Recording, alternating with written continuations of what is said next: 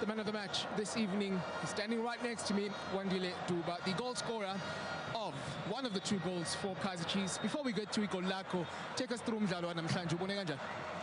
Hayi umdlalo namhlanje kufanele siwin.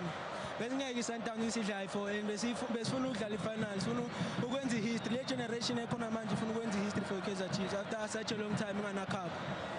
Awusitshele ngokuthi leading up to game namhlanje ucoach ubethenda kunina as isquad nazi ukuthi indlala neSundowns nazi ukuthi umkomelo wanamhlanje ifinal. Awusitshelile ukuthi singabajahi because siyazi sonke iSundowns mnandi we build up. So silinda la moments njengegol lami ushilo ukuthi i-left center back yabe nama mistake kakhulu, so sishaye ngetrap masivale sivulele ngaphandle iphase phakathi.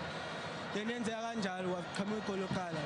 So kahle kahle uchaza ukuthi ucoach ubeshilo ukuthi ni target uSuarez namhlanje. Yeah, beyashilo since from start to iviki vele ushilo ukuthi target yethu i-left center back yabe. Isitsheleke ngegol lakho uma ulithola ibhola sibonile ukuthi i-first touch yakhe elandelayo wathi yazini anginyuse ipace kancane ngeke bangibambe. Ngibonile ukuthi ngayiphusha kancane uzoshaya islide angikhave ngcono ngibe phambi kwakhe ngibe ahead.